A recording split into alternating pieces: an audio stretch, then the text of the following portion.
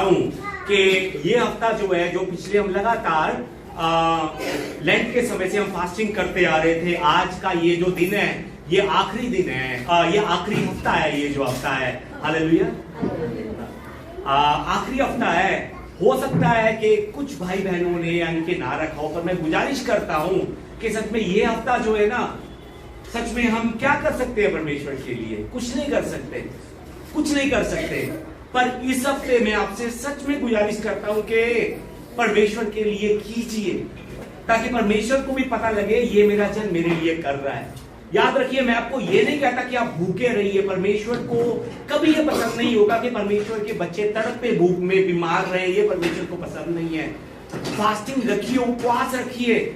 किस चीज का? अगर आपकी तबीयत आपको लगता है ठीक नहीं है, उपवास रखिए। किस चीज का? उस चीज का जिससे आप बहुत प्यार करते हैं। हैंडफोन के बिना 1 घंटा रहा नहीं जाता। एक हफ्ता सच में हैंडफोन के लिए उपवास कीजिए। हर रोज दिन में एक समय का उपवास रखिए कि मैं इस हैंडफोन को अपने करीब नहीं लेकर आऊंगा। हो सकता है कि कुछ हमारे भाई बहन अभी भी जो है परमेश्वर के अनुग्रह में विश्वास में बढ़ रहे हो सकता है कि कुछ हमारे भाई बहन हो सकता है, कह रहा हूं, हो सकता है कि शराब या बीड़ी सिगरेट कुछ यानी कि पीते हो सकता है। गुजारिश करता हूं कि एक हफ्ता परमेश्वर के लिए छोड़ने के लिए प्रार्थना कीजिए, ताकि ये एक हफ्ता जो है ना मेरे जीवन को बदल सके। Hallelujah, hallelujah. हो सकता है कि कुछ लोग चिकन बहुत पसंद करते हो, मटन बहुत पसंद करते हो, कि मैं मटन नहीं खाऊंगा, चिकन नहीं खाऊंगा, नींद नहीं रात को आती, कुछ ऐसे भी हो सकते हैं। एक हफ्ता प्रार्थना कीजिए कि जिस चीजों को आप पसंद करते हैं ना, उनको आप छोड़ने की कोशिश कीजिए। हालेलुया। मैं आपको बताना चाहता हूं कि मैं कॉफी को बहुत पसंद करता हूं। कॉफी मैं दिन में कम से कम भी 7-8 कप, कम से कम कह रहा हूं, ज्यादा से ज्यादा नहीं कह रहा, कम से कम 7-8 कप पीता हूं। कल रात को भी गलती से 3 कप मैं कॉफी के पी गया। कल मैं पूरी रात सो नहीं पाया। हाँ, सच में मैं भी छोड़ूंगा, मैं भी छोड़ूंगा उसको। जिन चीजों से मैं प्यार करता हूं, मैं इस हफ्ते मैं छोड़ने की कोशिश करूंगा उन चीजों को। किसके लिए? परमेश्वर के लिए। हालेलुया। सच में जिस चीज से प्यार करते हैं ना, एक हफ्ते का उपवास, एक हफ्ते में 1 पल का, 2 पल का या पूरे दिन का उस चीज का लेकर उपवास कीजिए और अपना नाम जरूर इस जगह पर लिख कर जाइए। क्यों? क्योंकि हम प्रार्थना करते हैं। प्रार्थना, आपके नाम जो लिखे हुए हैं वो परमेश्वर को दिखाई दे रहे हैं। जिनके नाम नहीं लिखे हुए पर वो फिर भी उपवास कर रहे हैं, वो नाम भी परमेश्वर को दिखाई दे रहे हैं। पर हमें भी वो नाम दिखाई दे। क्यों? हम चाहते हैं कि जो उपवास रख रहा है वो किसी परीक्षा में ना पड़े। वो सच में जो उसने मन बनाया है ना, वो अंत तक उस मन को बनाकर रख सके। इसलिए कह रहे हैं कि यहाँ पर नाम लिखिए। हम जो सब है मिलकर प्रार्थना करेंगे उनके लिए, ताकि सच में जिस मन से उपवास रख रहे हैं वो मन टूट ना सके, वो बीच में वो मन जो है ना वो मुरझा ना सके। हालेलुया। तो सच में गुजारिश करता हूं फिर से कि आज याद से अपने नाम जो है सबसे पीछे आखिरी पेज जो है, आखिरी पेज इस तरफ को, उस आखिरी पेज में अपना नाम याद से लिखकर जाइएगा, जो उपवास रखने का जिनको परमेश्वर मन दे रहे हैं। वो उपवास फिर से कह रहा हूं, खाने का भी हो सकता है, मोबाइल का भी, हैंडफोन का भी, मोबाइल का हो सकता है। वो उपवास शराब सिगरेट का भी हो सकता है। वो उपवास जो है उस चीजों का हो सकता है जिनको हम बहुत पसंद करते हैं। हालेलुया।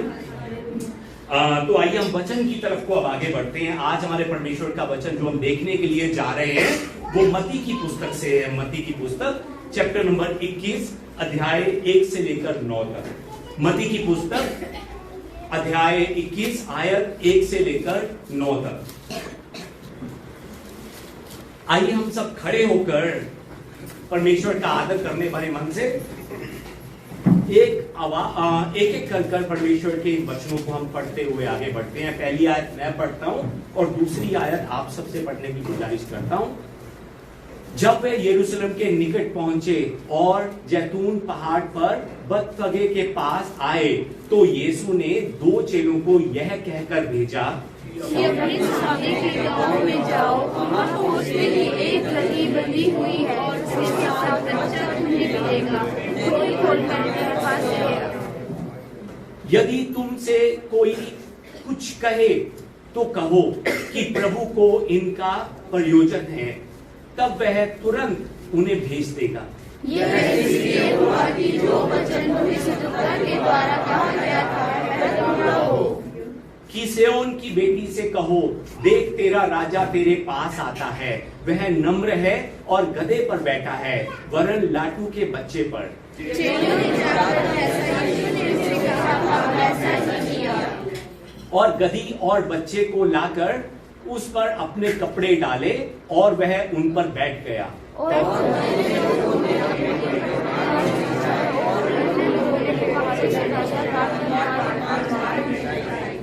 आइए मिलकर पढ़े।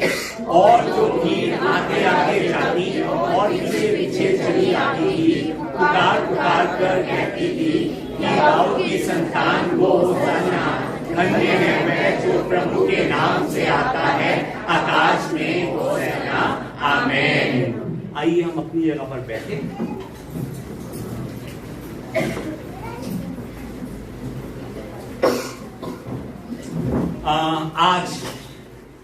आज के दिन यीशु मसीह ने अपने क्रूस के सफर को पूरा करने के लिए यरूशलेम में प्रवेश किया। आज का दिन था जिस समय यीशु मसीह क्रूस के सफर को पूरा करने के लिए यरूशलेम में प्रवेश करते हैं।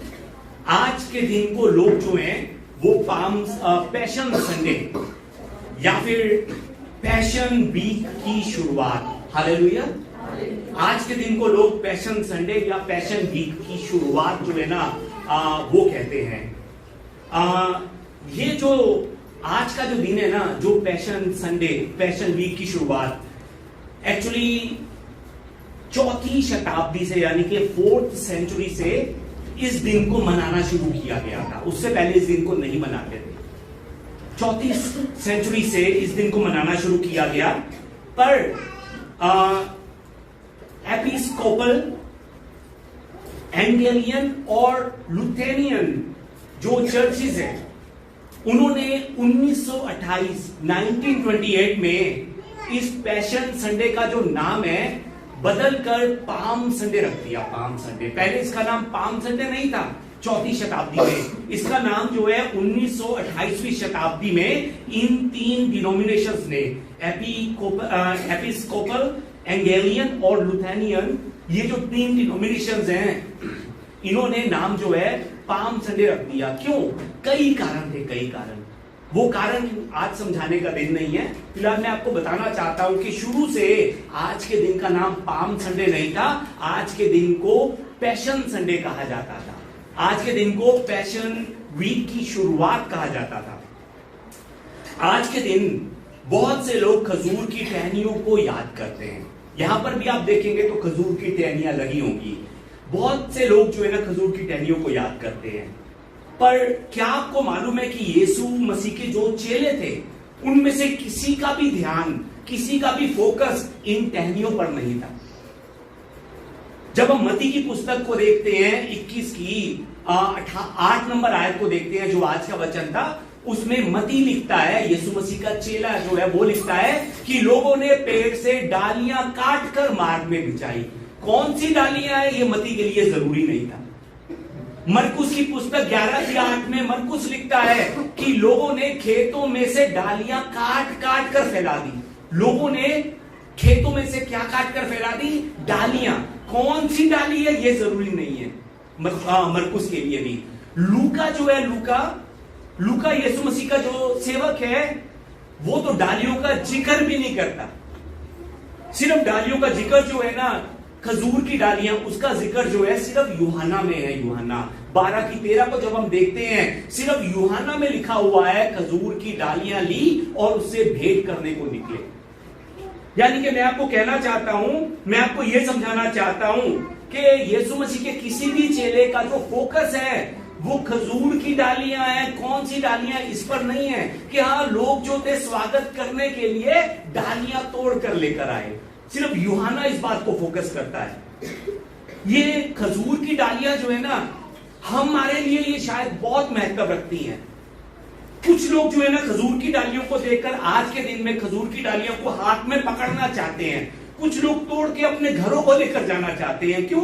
उनको लगता है कि ये अगर खजूर की डालियों को हम हाथ में पकड़ेंगे, अगर हम इसको तोड़कर अपने घर में लेकर जाएंगे, तभी परमेश्वर हमें कोई खास आशीर्वाद देगा। उनको ऐसा लगता है ये खजूर की डालियों को अगर हम सच में हम भी हिलाएंगे तो शायद परमेश्वर हमें बड़ी तरक्की देगा, हम पर बहुत बड़ा अनुग्रह करेगा। लोगों की आज ऐसी सोच बन चुकी है। मैं आपको बताना चाहता हूं कि इजराइलियों के लिए ये खजूर की डालियां जो है ना, सिर्फ अपने आनंद को प्रतीत करने का जरिया था। हालेलुया। किसको प्रतीत करने का जरिया था? अपने आनंद को, अपनी खुशी को झोपड़ियों के त्योहार में पेश करने का तरीका था। आइए एक बार हम लय व्यवस्था 23 की 40 को पढ़े। परमेश्वर कहते हैं इजराइलियों को, आइए मिलकर पढ़े। और पहले दिन तुम अच्छे अच्छे वृक्षों की उपज और खजूर के पत्ते और घने वृक्षों की डालियां और नालों में के मजनू को लेकर अपने परमेश्वर यहोवा के सामने 7 दिन तक आनंद करना। आमीन। 7 दिनों तक आनंद करना। उस आनंद को दिखाने की निशानी क्या है? ये खजूर की डालियां हैं। इसकी सिर्फ यही अहमियत है, इसके अलावा इसकी कोई अहमियत नहीं है। इसको घर में लेकर जाकर हमें कोई बरकत नहीं मिलेगी, इसको घर में लेकर जाकर हमें कोई आशीर्वाद नहीं मिलेगा। इसकी सिर्फ ये निशानी है कि हम आनंदित हैं, आनंदित। और सिर्फ ये खजूर की पत्तियां नहीं, वचन में लिखा है अच्छे वृक्षों की उपज, घने वृक्षों की डालियां, ये भी लेकर साथ में तुम परमेश्वर में अपने आनंद को जो है ना वो दिखाओ। ये लिखा है। जो बात कर रहा हूं समझ पा रहे हैं? ये सिर्फ शो है, शो जो आज कलीसिया में लोगों को उत्साहित करने के लिए लगाई हुई है कि सच में लोग उत्साहित हो जाए, वाह ये कुछ लगा हुआ है, अजीब सा आगे पीछे नहीं लगा हुआ था। ये सिर्फ ये दिखाने के लिए, दिखाने के लिए, और कुछ नहीं है इसकी अहमियत। ये खजूर की डालियां किसी पवित्रता, किसी आशीष की, किसी बरकतों की निशानी नहीं है। ये सिर्फ अपने आनंद को दिखाने का प्रतीक है, सिर्फ अपने आनंद को दिखाने का। क्या आज विश्वासी लोग इन खजूर की डालियों को अपने मन में यीशु का स्वागत करने के लिए आनंद का प्रतीक मानकर इस्तेमाल कर रहे हैं, या किसी चीज के अर्थ को समझे बिना, हाँ उन इजराइलियों ने भी ऐसा किया था, हम भी ऐसा करेंगे, ये सोचकर आज खजूर की डालियों को पकड़कर बैठे हैं? सच में हमने सोचना है कि हम क्या कर रहे हैं। यीशु के सेवकों का ध्यान पैशन संडे को याद करते हुए इन टहनियों पर नहीं था, बल्कि उन चेलों का ध्यान यीशु के दर्द के समय की शुरुआत में था। हालेलुया। कि यीशु का दर्द का समय, सच में दुखों का समय अब शुरू होने वाला है। 4 किताबें जितनी भी हैं वो सारी की सारी इस चीज पर फोकस कर रही हैं। इसीलिए पुरानी कलीसिया में आज के दिन को पाम संडे नहीं, पैशन संडे, पैशन वीक की शुरुआत, दुखों की शुरुआत कहा जाता था। पुरानी कलीसिया में आज के इस दिन से लेकर ये पूरा हफ्ता जो है ना, आने वाला हफ्ता, वो लोग जो है ना वो खुशियां नहीं मनाते थे।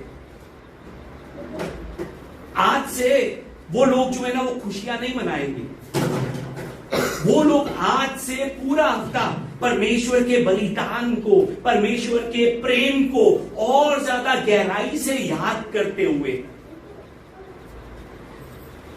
कि सच में परमेश्वर इस संसार से कितना प्रेम करता है, हम सबसे उसने कितना प्रेम किया कि हम सबको बचाने के लिए, इस संसार में रह रहे लोगों को बचाने के लिए, इस संसार में रह रहे लोगों को नर्क की आग में ना जाने के लिए उन्होंने अपना सब कुछ दे दिया, सब कुछ। इस चीज को याद करने का समय ये वाला हफ्ता है। फिर से आपको बताता हूं, ये पैशन वीक जो है ना, आज से ये पैशन वीक परमेश्वर के बलिदान को याद करने का समय, परमेश्वर के दुखों में भागीदार, हिस्सेदार होने का समय, और उसके साथ साथ एक और चीज को याद करने का समय है। एक और चीज क्या है मालूम है आपको? 6 दिनों बाद यीशु मसीह फिर से जी उठेंगे। उस आनंद को याद करते हुए तैयारी करने का समय आज का दिन है। हालेलुया। तैयारी करने का समय। 6 दिनों बाद मेरा प्रभु जो मेरे लिए क्रूस पर चढ़ा था, मर गया था, वो आज से 6 दिनों बाद फिर से जी उठेगा। उसके लिए तैयारी करने का समय है, ऐसी तैयारी जिसे देखकर दूसरे आशीष प्राप्त कर सके। गीतों की तैयारी, खाने की तैयारी। किसको कलीसिया में यीशु मसीह का हम प्रचार करते हुए लेकर आए, उस चीज की तैयारी का समय उन पुरानी कलीसिया के लोगों का आज का दिन था। हालेलुया। जो बात कर रहा हूं समझ रहे हैं? परमेश्वर के बलिदान को भी याद करने का और ईस्टर डे को भी याद करने का कि अब हमने सच में तैयारी शुरू करनी है कि हां, अगर यीशु मसीह बलिदान भी हुए हैं तो वो सच में हमारे लिए जीवित भी हुए हैं। हमने आज इस बार किसको प्रचार करना है? सच में हम सब इकट्ठे होकर आराधना करेंगे। हमने क्या बनाना है, क्या खाना है, हमने किस तरह से परमेश्वर की महिमा करनी है, क्या करते हुए हमने परमेश्वर का नाम ऊंचा उठाना है, उस चीज को याद करने का समय आज से शुरू होता है। आज से क्यों? क्योंकि अगर मैं परमेश्वर से प्यार करता हूं तो परमेश्वर के लिए तैयारी करूंगा। सच में ये समय खुद को जांचने का समय है कि मुझ में परमेश्वर के लिए कितना प्यार है। अभी भी मैं अपने में खोया हुआ हूं या फिर सच में आज से मैं तैयारी शुरू करता हूं। ये सच में खुद को जांचने का समय है। जैसा कि आपको बताया कि अगर प्यार करते हैं तो हम तैयारी करेंगे, अगर हम प्यार नहीं करते तो अभी भी दूसरे कामों में उलझे रहेंगे। और दूसरी तरफ अगर अभी भी विश्वासियों के मन में यीशु नहीं है तो उनको अपने मन में स्वागत करने का समय आज का समय है। आज का अगर अभी भी यीशु पर विश्वास तो किया है पर सच में यीशु आते हैं चले जाते हैं, संडे को आते हैं, सोमवार से शनिवार तक चले जाते हैं, सुबह आते हैं, रात के समय में फिर चले जाते हैं, अगर ऐसा है तो उनको सच में परमानेंट अपने मन में अपनी मैं की कुर्सी देने का समय जो है ना वो इस हफ्ते का समय है। ये सुसमाचार की जो 4 पत्रियां है ना, ये खजूर की टहनियों को नहीं, राजा यीशु का यरूशलेम में प्रवेश, इस बात पर मेन फोकस कर रही है। याद रखिए, यीशु का प्रवेश नहीं, राजा यीशु का यरूशलेम में प्रवेश। अब राजा यीशु यरूशलेम में प्रवेश करने के लिए जा रहे हैं। इसी बात को मत्ती, मरकुस, लूका, यूहन्ना 3 चीजें बताते हुए कहना चाहते हैं कि यीशु ही राजा है। 3 चीजें बताते हुए, वो 3 चीजें कौन सी हैं? आज के वचन में लिखा हुआ है। पहली चीज कपड़ा। आइए एक बार मेरे पीछे बोले, कपड़ा। दूसरी चीज गधा, और तीसरी चीज महिमा के गीत।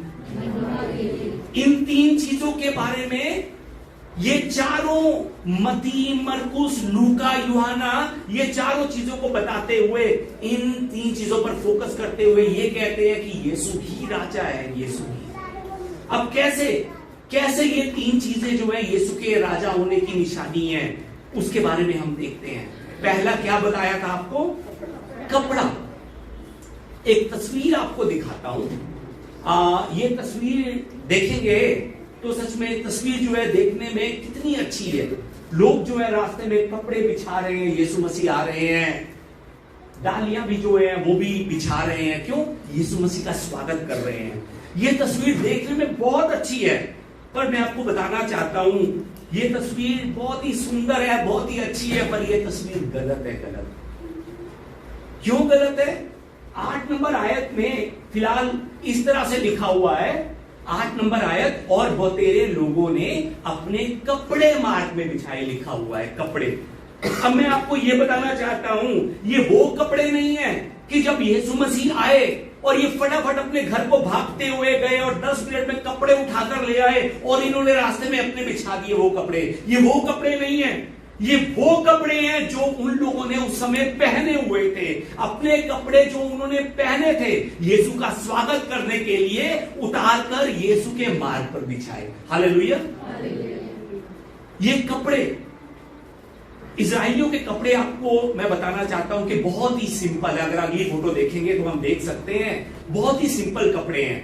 जो आदमी जो है ये सिंपल कपड़े जो हर रोज के दिनों में वो पहनते हैं, एक लंबा सा कुर्ता, सलवार फ्रॉक टाइप का कुर्ता, और कुछ लोग जो है ना नीचे पजामी डालते हैं, कुछ लोग, सब नहीं। ये इजरायलियों के लड़कों के कपड़े हैं। और जो औरतें हैं वो भी एक लंबी सी ये आप देख रहे हैं, लंबी सी कुर्ती टाइप की लंबी सी, और नीचे जो है वो औरतें जो है पजामी डालती हैं। ये जो है सिंपल कपड़े हैं इजरायलियों के। ऐसा नहीं है कि उन्होंने पहले कुछ और डाला, फिर ऊपर जैकेट डाली, फिर कुछ और डाला, फिर कुछ और डाला। हर रोज के जीवन के अंदर जो मेरे जैसे आम लोग हैं वो इस तरह के कपड़ों को डालते हैं। जो स्पेशल लोग हैं उनके कपड़े थोड़े से अलग है, पर जो आम लोग हैं ये उनके कपड़े हैं ये। अब सोचिए एक बार, आदमियों के कपड़े, उन्होंने लंबी सी फ्रॉक टाइप की जो है कुर्ता डाला हुआ है लंबा सा। अब ये अगर अपने कपड़ों को उतार कर यीशु के मार्ग में बिछा देंगे तो ये एक तरह से क्या हो जाएंगे, नंगे हो जाएंगे, नंगे। उन्हें लोगों के सामने शर्मिंदा भी होना पड़ सकता है। लोग जो है ना उनका ये हाल देखकर, अधनंगे उनका ये रूप देखकर लोग जो है ना उनका मजाक भी उड़ा सकते हैं। उस समय औरतों के सर को ढकने वाली ये जो स्कार्फ, ये जो चुन्नी जैसी चीज जो है ना, ये उन औरतों की इज्जत थी, इज्जत।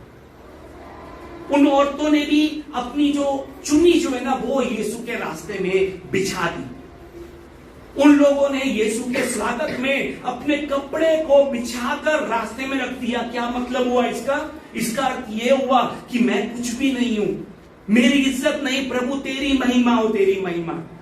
अगर ऐसा करने से, अगर मेरे कपड़े उतार कर तेरे रास्तों में बिछाने से तेरी महिमा होती है तो प्रभु मेरा नाम जमीन पर मिट जाए, मुझे मेरी इज्जत, मुझे मेरे नाम की कोई परवाह नहीं है। प्रभु यीशु मेरे राजा, सिर्फ तेरा नाम ही ऊंचा उठाया जाए। 7 और 8 नंबर आयत को जब हम देखते हैं तो 7 और 8 नंबर आयत में लिखा है कि जब लोग गधी और गधी के बच्चे को लेकर आते हैं उस समय जो है लोग बहुत खुश होते हैं। उस खुशी में उन्होंने अपने कपड़े यीशु के लिए उस गधी के ऊपर और उस गधी के बच्चे के ऊपर भी रख दिए, ताकि यीशु जो है ना हमारे कपड़ों के ऊपर बैठ सके। गधी के ऊपर कपड़े बिछा दिए और उसके बाद खुद यीशु मसीह उस पर बैठ गए। और आगे 8 नंबर आयत में यीशु मसीह के बैठने के बाद अब वो लोग यीशु को नहीं उतार सकते थे कि यीशु हमने अपने कपड़े नहीं रखे हैं। उन्होंने क्या किया? उन्होंने अपने कपड़े मार्ग पर बिछाने शुरू कर दिए। साथ में अपने कपड़े डालकर गधी और उसके बच्चे के ऊपर रखे। 8 में अपने कपड़े उतारकर यीशु के मार्ग पर बिछाने शुरू कर दिए। क्या मतलब हुआ इसका? फिर से मैं बताना चाहता हूं कि मेरे नाम को दबाकर यहां से आज जा प्रभु, मेरे नाम को दबाकर। मैं अपने नाम को, अपनी इज्जत को, मैं खुद को तेरे चरणों के नीचे रखता हूं प्रभु। मुझ पर से होकर आज यहां से आगे बढ़ मेरे प्रभु।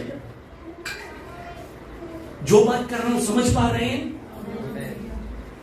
ये कपड़े जो है ना, कपड़े इजराइलियों का जीवन है। ये इजराइल के कल्चर में एक बहुत ही अहम भूमिका निभाते हैं ये कपड़े। मरकुस की पुस्तक चैप्टर नंबर 5 को जब हम देखते हैं तो चैप्टर नंबर 5 में हम सब ने पढ़ा है कि 12 साल से लहू बहने वाली स्त्री जो थी उसने यीशु के किस चीज को छुआ था और उसने चंगाई प्राप्त की थी? वस्त्र को, कपड़े को छुआ था, कपड़े को। याद रखिए वो वस्त्र जो यीशु ने पहना था वो वस्त्र यीशु की पहचान थी, यीशु की इमेज थी। वो वस्त्र यीशु का वस्त्र था, यीशु का नाम था।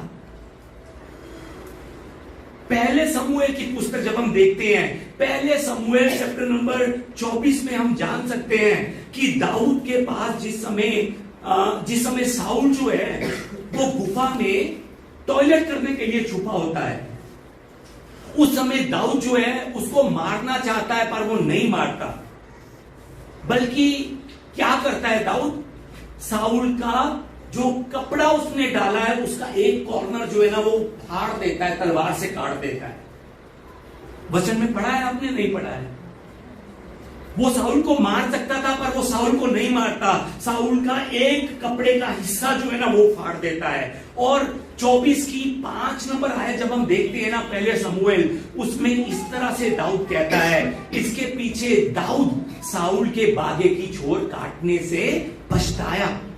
उसने कपड़ा काटा, उसके बाद वो क्या किया, उसने वो पछताया कि मैंने ये क्यों काटा, क्यों पछताया मालूम है आपको?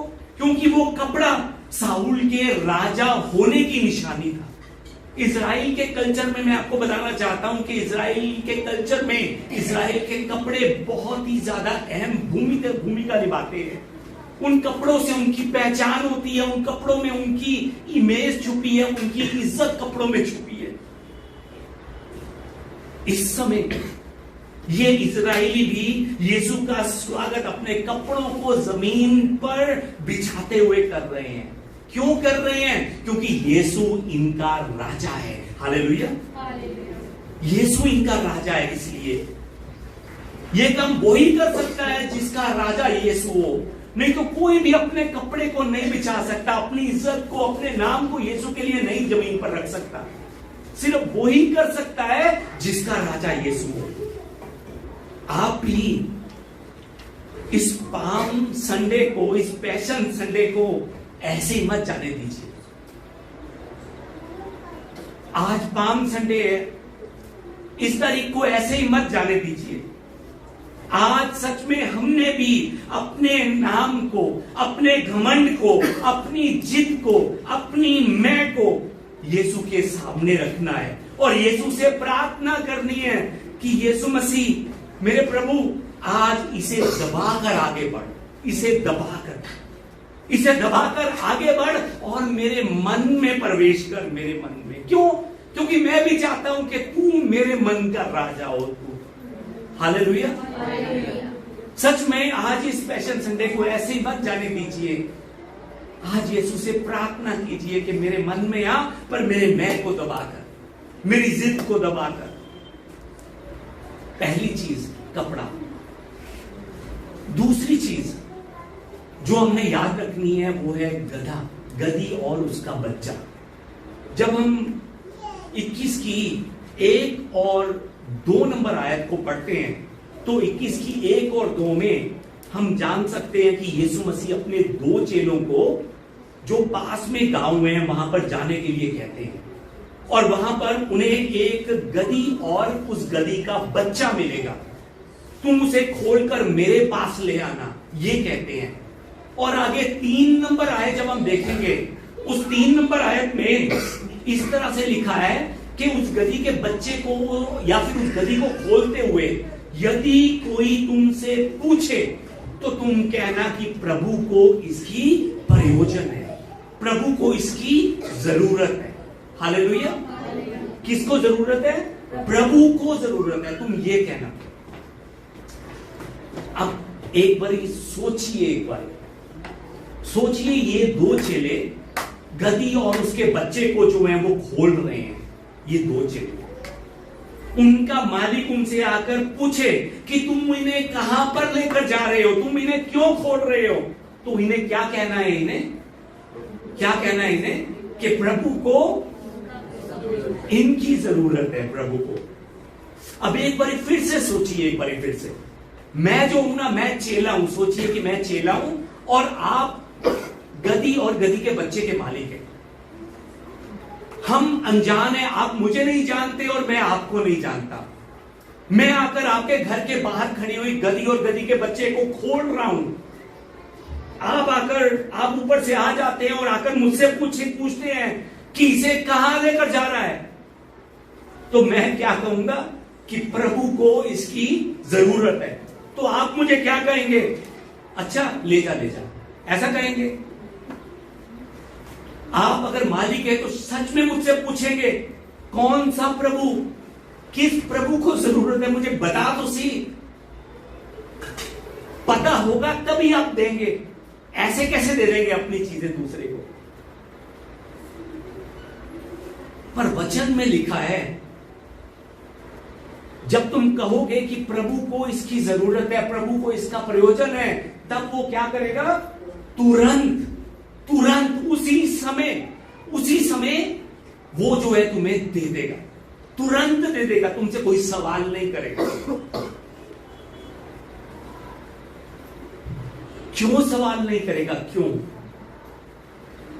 क्योंकि उस गधी के मालिक के मन में ऑलरेडी यीशु है। वो पहले से यीशु को जानता है, वो यीशु पर विश्वास करता है कि यीशु ही मसीह है, तभी तो वो कोई सवाल नहीं करेगा, वो तुरंत दे देगा, तुरंत। यीशु पर विश्वास करने के बाद, ये सच में ये मेरी सोच है, यीशु पर विश्वास करने के बाद उस मालिक के मन में एक इच्छा होगी, उस गधी के मालिक के मन की एक इच्छा। वो इच्छा क्या हो सकती है? कि काश प्रभु मुझे भी कोई सेवा का मौका दे, काश मेरा प्रभु मुझे भी कोई सेवा दे, काश मैं भी प्रभु के राज्य के लिए कुछ कर पाऊं। ये उस गधी के मालिक की इच्छा हो। याद रखिए, वो गधी और गधी का बच्चा उस मालिक की प्रॉपर्टी है, मालिक की। उसकी इच्छा क्या होगी? काश प्रभु मुझे ये सेवा दे कि मैं अपना सब कुछ जो मेरे प्रभु ने मुझे दिया है, मैं प्रभु को कार्य को पूरा करने के लिए वो दे सकूं, जो कुछ प्रभु ने मुझे दिया है। पर क्या प्रभु मुझे ये सेवा का मौका देंगे जो मेरे मन में है? ऐसी उस गधी के मालिक की सोच हो। क्यों? क्योंकि उसने भी यीशु को अपना राजा माना है। हालेलुया। जो बात कर रहा हूं समझ पा रहे हैं? ये जो शब्द है ना, एक शब्द तुरंत लिखा है ना, तुरंत ये बताता है कि वो गधी का मालिक यीशु से कितना प्रेम करता होगा, ये बताता है। इस समय एक बारी मैं आपसे भी पूछना चाहता हूं, क्या यीशु आपका भी राजा है? यीशु आपसे कुछ कहता है, आप भी तुरंत करते हैं या बहुत सोचते हैं? याद रखिए, राजा की पावर क्या होती है मालूम है आपको? राजा की पावर, राजा प्रजा को जो कहता है प्रजा को तुरंत करना पड़ता है, तुरंत। यहां पर इस गधे के मालिक ने यह नहीं कहा उन चेलों को कि तुम जाकर प्रभु से जाकर कहो कि मेरा मन तो बहुत है देने का, मेरा मन तो बहुत है करने का, पर अभी मैं ये सेवा नहीं कर सकता, मेरी भी मजबूरी है। हां, जब मेरे पास कुछ होगा तब मैं जरूर प्रभु के लिए करूंगा। प्रभु मेरे मन को जानता है। उस गधी के मालिक ने ये नहीं कहा। उस गधी के मालिक ने क्या कहा? तुरंत। आज अगर यीशु हमारा राजा है तो वो जो हमें मन देगा, हमें उसे खुशी खुशी तुरंत करना पड़ेगा। हालेलुया। याद रखिए, तुरंत करना पड़ेगा, पर खुशी खुशी करना पड़ेगा। ये नहीं कि जबरदस्ती प्रभु कुछ करने के लिए कह रहे हैं मुझे, ओ नहीं प्रभु अभी नहीं है, ऐसा नहीं। अगर ये मैंने दे दिया तो मैं क्या खाऊंगा, अगर ये मैंने तुझे दे दिया तो मेरा जीवन कैसे बीतेगा, ऐसा नहीं। अगर प्रभु ने कुछ मन दिया है तो सच में उसके लिए हमें तुरंत कुछ करना है, तुरंत। आज अगर आपका प्रभु आपसे कुछ मांग रहा है, अपने राज्य के लिए आपको कुछ करने के लिए कह रहा है, आपसे किसी सेवा को मांग रहा है, तो उस मन को रोकिए मत, परमेश्वर के लिए कीजिए, उसके राज्य के लिए कीजिए, क्योंकि प्रभु को उसकी जरूरत है। प्रभु को उसकी जरूरत है, तभी तो वो आपको मन दे रहा है करने के लिए। अगर जरूरत ना होती तो वो क्यों मन देता? अगर आज आप सच में यीशु को अपना राजा कहते हैं तो आप परमेश्वर के लिए अपने मनों को खोलेंगे। परमेश्वर की बात सुनकर उस मन को दबाएंगे नहीं, रोकेंगे नहीं, मैं मजबूर हूं ये नहीं कहेंगे। आप अपने मनों को खोलेंगे, परमेश्वर के राज्य के लिए अपने मन को आगे करेंगे, अपने मन को। उस गधी के मालिक से जो परमेश्वर ने मांगा था, वो गधी और उसका बच्चा, हो सकता है कि उस मालिक के पास सिर्फ यही हो, क्योंकि किसी और जानवर आसपास में नहीं थे। हो सकता है कि सिर्फ यही हो, सिर्फ इन्हीं दो चीजों से उसका घर का खर्चा चलता हो, उसका गुजारा इन्हीं दो जानवरों से होता हो। पर उसके राजा को अपने कार्य करने के लिए इन दोनों की जरूरत है, इस चीज की जरूरत है। इसीलिए उसने अपने लिए संभाल कर रखा था, वो उसने अपने राजा यीशु को दे दिया। हालेलुया। याद रखिए, उसने अपने लिए संभाल कर रखा था, अपने लिए, अपने भविष्य के लिए संभाल कर रखा था, अपने परिवार के लिए संभाल कर रखा था। पर परमेश्वर को उसकी जरूरत थी, उसने परमेश्वर को दे दिया। क्यों दे दिया? क्योंकि यीशु उसके राजा थे, इसलिए। क्यों दे दिया? क्योंकि उसने अपने मन की कुर्सी में यीशु राजा को बिठाया हुआ था, इसलिए दे दिया। हालेलुया।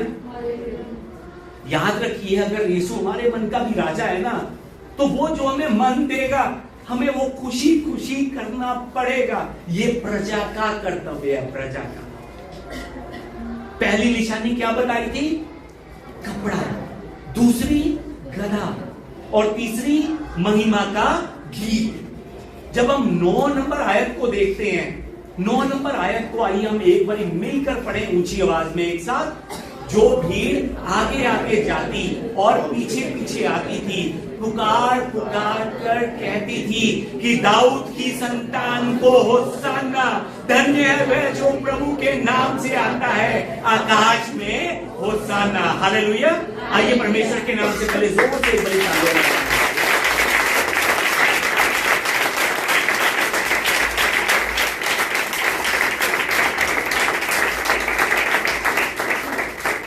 इस समय ये सब लोग एक साथ मिलकर गीत गा रहे हैं, एक साथ मिलकर। सच में इस बार इस वचन को जिस समय पढ़ रहा था, मन में सवाल आया, इतने सारे लोग यीशु के आगे आगे, यीशु के पीछे पीछे। सच में इन्होंने कोई प्रैक्टिस भी नहीं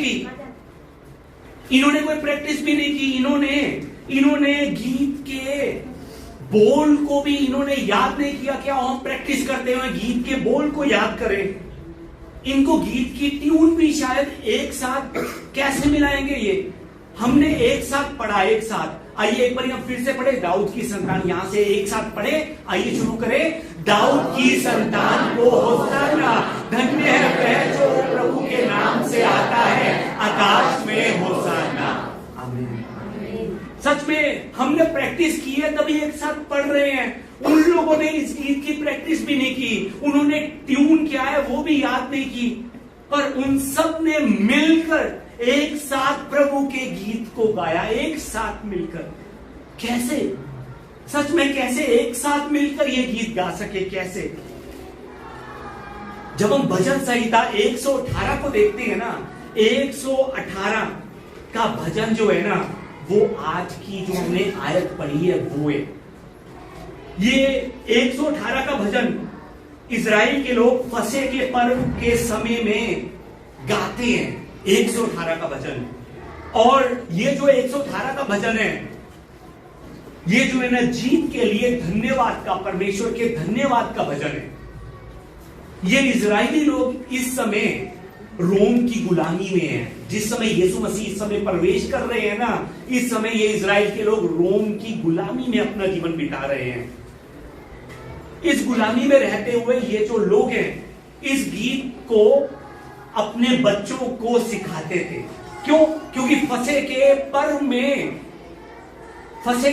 में इन बच्चों को ये गीत सिखाते थे। क्यों? क्योंकि परमेश्वर की आज्ञा है, ये परमेश्वर के धन्यवाद का भजन है जो ये गा रहे हैं। क्यों अपने बच्चों को सिखाते थे? क्योंकि इन्हें मालूम था कि एक ना एक दिन हमें रोम की गुलामी से आजाद कराने वाला वो मसीहा जो पुराने नियम में बताया गया है परमेश्वर ने कि वो आएगा ही आएगा। इस चीज को याद करते हुए वो लोग जो हैं अपने बच्चों को ये गीत सिखाते थे। पिता अपने बच्चों को, दादा नाना अपने दोते और पोतियों को ये गीत सिखाते थे। ये गीत होशाना होशाना होशाना होशाना, ये इजराइलियों की प्रार्थना थी उस समय, प्रार्थना। होशाना का अर्थ क्या है मालूम है आपको? होशाना का अर्थ है save us Lord, save us Lord, हमारा उद्धार कर प्रभु, हमारा उद्धार कर। ये होशाना का अर्थ है। वो पूरा जीवन परमेश्वर की महिमा का ये गीत गा रहे थे, होसाना हमारा उद्धार कर, हमारा उद्धार कर। पूरा जीवन अपने बच्चों के साथ मिलकर इस गीत को गा रहे थे। और एक दिन जब सच में वो महिमा का दिन आया, उस समय ये सब तभी तो एक मन से ये गीत को गा पाए। अगर पूरा जीवन ये महिमा का गीत ना गाते, पूरा जीवन ये तैयारी ना करते, तो उस समय ये मिलकर नहीं गा पा सकते थे। याद रखिए, हम विश्वासियों को भी यीशु मसीह ने कहा है कि वो एक दिन वापस आएंगे। हालेलुया। हमें भी कहा है कि वो आएंगे ना, वो बहुत ही भयानक दिन होगा, बहुत ज्यादा भयानक दिन होगा। उस दिन, उनकी वापसी का दिन, भेड़ और मेमनों को अलग किया जाएगा, अलग। हम परमेश्वर की हर संडे को, हर बुधवार को मिलकर और हफ्ते में एक दिन बांटकर अपने अपने टीम के साथ हम आराधना परमेश्वर की क्यों करते हैं? क्यों हम पिछले कई दिनों से लगातार उपवास कर रहे हैं? क्यों हम लगातार पिछले कुछ दिनों से सुबह जल्दी उठकर परमेश्वर की मिलकर आराधना कर रहे हैं? क्यों? क्योंकि हमें मालूम है कि वो एक दिन आएगा, वो एक दिन आएगा। हम ये सब कुछ इसलिए कर रहे हैं कि हम उसकी आने की तैयारी कर सके। तैयारी, जिस समय वो आए, वो हमें नींद में सोता हुआ ना पा सके, वो हमें आत्मा में उठा हुआ देख सके। इसलिए हम ये तैयारी कर रहे हैं। ये जो पवित्र मेहनत जो हम कर रहे हैं ना परमेश्वर के लिए, ये पवित्र मेहनत अपनी आत्मा को उठाकर रखने के लिए कर रहे हैं। याद रखिए, वो भयानक दिन उनके लिए भयानक है जो आत्मा में अभी तक भी सोए हुए हैं, पर जो आत्मा में उठकर प्रभु यीशु का इंतजार कर रहा है ना, उसके लिए ये दिन जो है ना भयानक दिन नहीं होगा। ये दिन आशीषों से भरा दिन होगा। ये दिन वैसा दिन होगा जैसा एक पत्नी लंबे समय से अपने पति का इंतजार कर रही है। आराधना करते हुए, परमेश्वर की महिमा देते हुए कौन इंतजार कर सकता है? सिर्फ वही इंतजार कर सकता है जिसके मन में यीशु उसका राजा हो। सिर्फ वही इंतजार कर सकता है जिसके मन का राजा यीशु नहीं है, वो अपने कामों में उलझा रहेगा अभी भी। इस संसार के लोग यीशु को सच में अपना राजा नहीं कहते। उनका राजा जो है ना वो पैसा है। पैसे के लिए उनको चाहे 4 बजे उठा दो, चाहे सुबह 3 बजे उठा दो, वो उठेंगे। संसार के लोगों के लिए उनका परिवार उनका राजा है। अगर परिवार का कोई सदस्य पूरी रात नहीं सो पा रहा तो वो पूरी रात जागते रहेंगे उसके साथ। संसार के लोगों के लिए उनके रिश्तेदार उनके राजा है, उनके दोस्त, उनका काम, उनका बिजनेस उनका राजा है। संसार के लोगों के लिए ये पाम संडे जो है ना, ये आज का दिन सच में खुद को जांचने का दिन है। खुद को कि क्या यीशु मेरे मन में राजा बनकर आए हैं या नहीं? क्या सच में मेरे मन के राजा यीशु ही हैं या मैं अपने मन का राजा खुद हूं? अभी आज 3 बातों को याद रखिए। कपड़ा, गधा और गीत, इन 3 चीजों को याद रखिए। आज गहराई से सोचिए कि क्या मैं भी अपने नाम, मैं भी अपनी पहचान को, क्या मैं भी अपने मैं को, अपनी जिद को, क्या मैं यीशु के रास्ते पर बिछाने के लिए तैयार हूं, ताकि यीशु मेरी उस मैं को, मेरी उस जिद को, मेरे उस नाम को दबाकर आगे मेरे मन में आ सके। सच में एक बारी आज गहराई से सोचिए कि अगर यीशु मुझ में है और यीशु मुझसे कहते हैं कि प्रभु को इसकी जरूरत है, तो क्या मैं अपनी वो कीमती चीज तुरंत प्रभु के लिए निकालने के लिए तैयार हूं? क्या मैं प्रभु को वो अपनी कीमती चीज जिसके बिना मेरा भी गुजारा नहीं है, क्या मैं वो खुशी खुशी देने के लिए तैयार हूं? और तीसरी बात, इस चीज को आज गहराई से जानने की कोशिश कीजिए कि क्या मैं आत्मा में उठकर प्रभु के आने का इंतजार कर रहा हूं? क्या मैं परमेश्वर की महिमा देता हुआ अपना हर रोज बिता रहा हूं? अगर इन तीनों सवालों का उत्तर हम आमीन में दे सकते हैं तो सच में यीशु हमारा राजा है। अगर अभी भी इन 3 सवालों का उत्तर देते हुए हम झिझकिलाते हैं, हमें विश्वास कॉन्फिडेंस नहीं बढ़ता कि नहीं, मैं अभी भी नहीं इन 3 सवालों का उत्तर दे पा रहा हूं, तो सच में आज का दिन यीशु का स्वागत करने का दिन है, अपने मन में स्वागत करने का दिन है कि प्रभु यीशु आ और मेरे मन के सिंहासन पर आकर विराजमान हो। प्रभु अपना जीवन जो है ना, मैंने सच में ऐसा ही अभी तक बिता दिया है, ऐसा ही बिता दिया है। प्रभु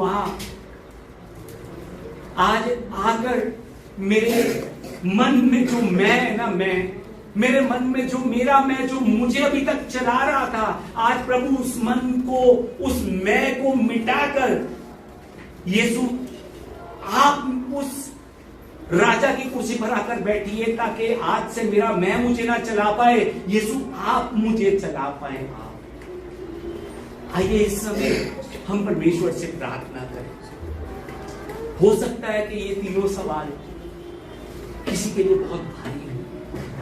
ये तीनों सवाल परमेश्वर ने इसलिए सोचने के लिए नहीं हमें दिए कि हम अपने मन पर भार डालकर बैठे। ये तीनों सवाल इसलिए हमें परमेश्वर ने सोचने के लिए दिए हैं कि हम सच में अपने मन में आज यीशु को निमंत्रण दे सकें कि यीशु हाँ और मेरे मन में विराजमान होकर मेरे इस मन का राजा बन, ताकि आज से मैं तेरा इंतजार करता हुआ, तेरी महिमा करता हुआ, अपने मैं को तेरे कदमों में बिछाता हुआ, जो तू मुझसे कहता है करने के लिए उसको मैं सच्चे मन से करता हुआ मैं तेरी महिमा दे सकूं। प्रभु जिस दिन तू आए उस दिन वो अंत का दिन मेरे लिए भयानक दिन ना हो सके, वो अंत दिन मेरे लिए आशीषों से भरा, खुशियों से भरा दिन हो सके। हालेलुया। आइए इस समय हम परमेश्वर की महिमा का गीत गाते हुए, इसको अपनी प्रार्थना बनाते हुए हम यीशु मसीह को अपने मन में पुकारें। आइए आंखें बंद करें हम, और आंखें बंद कर हम यीशु को पुकारें कि यीशु आ, यीशु आ, यीशु आ और मेरे मन में समा जा।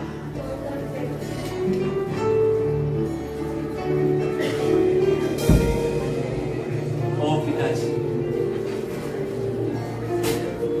यीशु आ,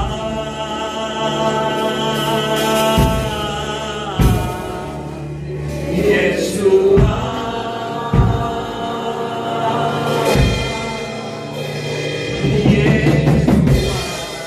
मेरे मन में समा जा। यीशु आ, मेरे मन में समा। यीशु आ, यीशु आ,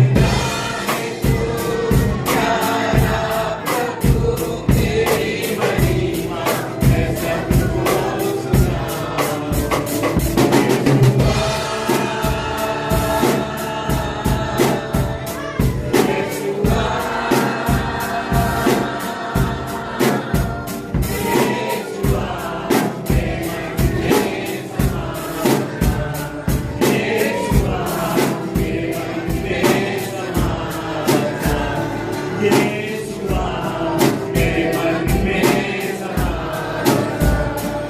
आइए समय मिलकर हम प्रार्थना करें परमेश्वर से। आइए प्रभु में ना हमारे मन की बात के बाहर खड़ा होकर सच में खटखटा रहे हैं। वो खटखटाते खटखटाते थक ना जाए, उनके टूटने से पहले अपने मन के द्वार और परमेश्वर से प्रार्थना कीजिए कि प्रभु मैं भी अपने नाम को तेरे सामने बिछा सकूं, ताकि तू मेरे मेरे नाम को दबा कर आज आगे मेरे मन में बढ़ सके। प्रभु आज अपने मनों को तैयार कीजिए, जो मन प्रभु आपको देना चाहते हैं उस करने को प्रभु से प्रार्थना कीजिए। प्रभु बहुत कुछ आपके द्वारा करवाना चाहते हैं। अपने मनों को आप अगर रोक कर रखेंगे तो वो नहीं हो पाएगा, प्रभु की इच्छा पूरी नहीं हो पाएगी।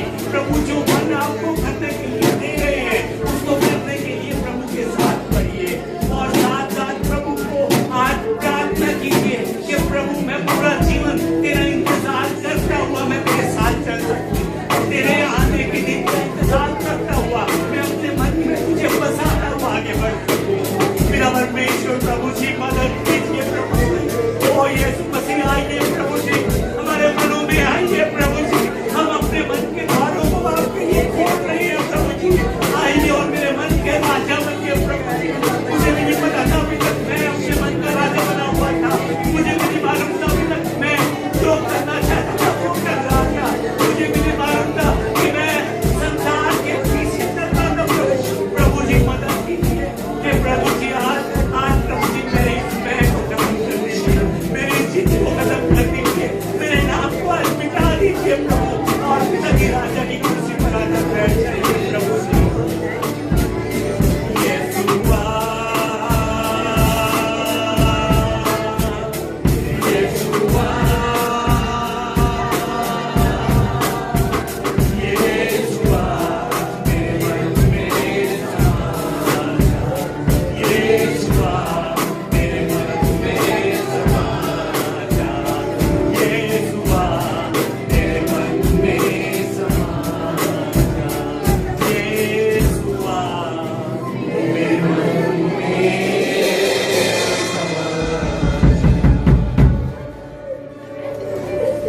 पिता परमेश्वर मसीह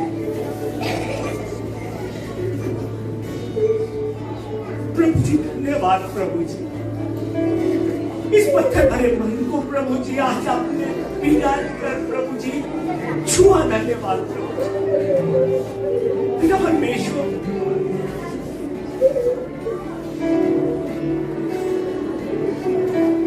अपनी मन मर्जी करता हुआ बहुत आगे बढ़ रहा था। आप प्रभु जी बार बार मुझे तोड़ना चाहते थे, पर मैं बार बार अकड़ कर खड़ा रहता था प्रभु।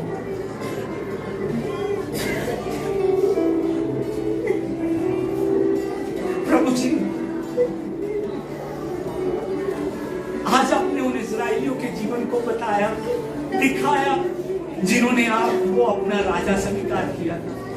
उन्होंने आपका स्वागत अपने कपड़ों को बिछाते हुए, अपनी इज्जत की परवाह ना करते हुए, अपनी परवाह ना करते हुए, अपने मैं को खत्म करते हुए उन्होंने आपका स्वागत किया। आज आपने बताया उस गधी के मालिक के जीवन के द्वारा। सच में हो सकता है प्रभु कि उसके पास सिर्फ 2 गधियां हो जिससे उसका जीवन चलता हो, पर आपको उसकी जरूरत थी प्रभु। आपको जरूरत थी तो इसलिए उसने अपने जरूरत को नहीं देखा, उसने आपकी जरूरत को देखकर अपना मन जो उसने आपने लिए अपने लिए संभाल कर रखा था वो उसने आपके लिए दे दिया प्रभु। उन इस्राएलियों के जीवन के द्वारा बताया जो हर रोज आपकी आराधना करते हुए अपने बच्चों को आपकी महिमा के गीत सिखाते हुए आपका इंतजार करते थे, क्योंकि उन्हें मालूम है कि वो महिमा का दिन एक ना एक दिन आएगा। प्रभु जी आशीर्वाद दीजिए कि आज से हम भी उसी महिमा के दिन को याद करते हुए आपके साथ चल सके। प्रभु हमें मालूम है आपने वचन में लिखा है कि आप जल्दी आएंगे, आप आएंगे, शीघ्र आप आएंगे। प्रभु जी जिस समय आप आएंगे प्रभु जी हम आत्मा में सोए हुए आपको ना मिल सकते। जिस समय आप आए उस दिन हम डर कर उस दिन को हम पिता परमेश्वर ना देख सके। वो दिन हमारे लिए भयानक दिन नहीं, वो दिन सच में हमारे लिए आशीषों से भरा दिन हो सके प्रभु। पिता परमेश्वर, उस दिन का इंतजार करते हुए आज से हमें अपनी महिमा करते हुए आगे बढ़ने का आशीर्वाद दीजिए। ये प्रभु जी पैशन संडे, प्रभु जी और गहराई से अपने दुखों को याद करने का प्रभु जी हमें समय दीजिए। पिता परमेश्वर, अपनी खुशियों को दबाकर इस संडे को प्रभु जी अपने दुख में शामिल होने का हमें अवसर दीजिए। प्रभु हमारी मदद कीजिए, हमारे मन में आकर हमें चलाइए, आगे बढ़ाइए, ताकि ये हमारे मन के द्वारा आपकी महिमा हो सके। यह सब प्रार्थना मैं हमारे जीवित प्रभु यीशु मसीह के नाम से करता हूं, आमीन। आइए मिलकर एक बार फिर से हम इसी गीत को गाते हुए आगे बढ़े। मेरा दिल बने तेरा सिंहासन, मेरी आत्मा तेरा आसन।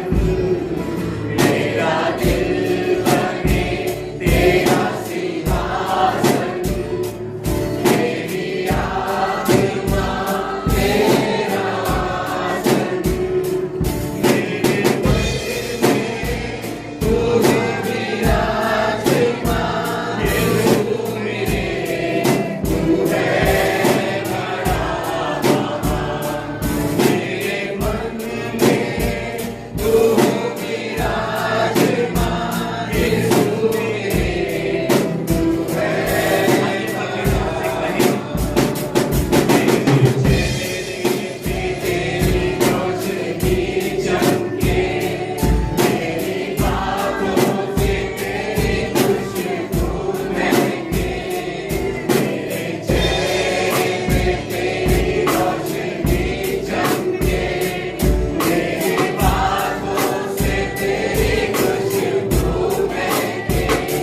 मेरा जीवन बने तेरी स्तुति का स्थान, तेरी महिमा करते मेरी जुबान। मेरा जीवन बने तेरी स्तुति का स्थान, तेरी महिमा करते मेरी जुबान। तुझे देख जाऊं मैं चाहूं, तेरे और यीशु करीब आऊं। तुझे देख जाऊं मैं चाहूं, तेरे और यीशु करीब आऊं। प्यारा प्रभु तेरी महिमा मैं सबको सुनाऊं।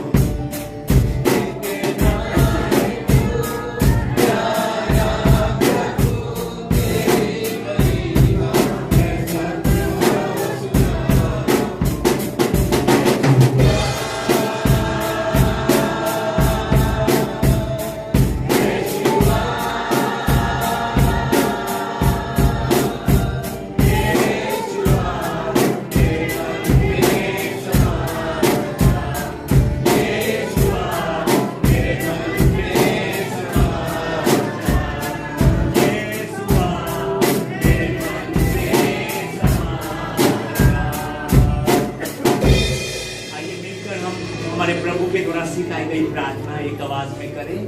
हे हमारे पिता, आप जो स्वर्ग में हैं, आपका नाम पवित्र माना जाए, आपका राज्य आए, आपकी इच्छा जैसे स्वर्ग में पूरी होती है वैसे पृथ्वी पर भी हो।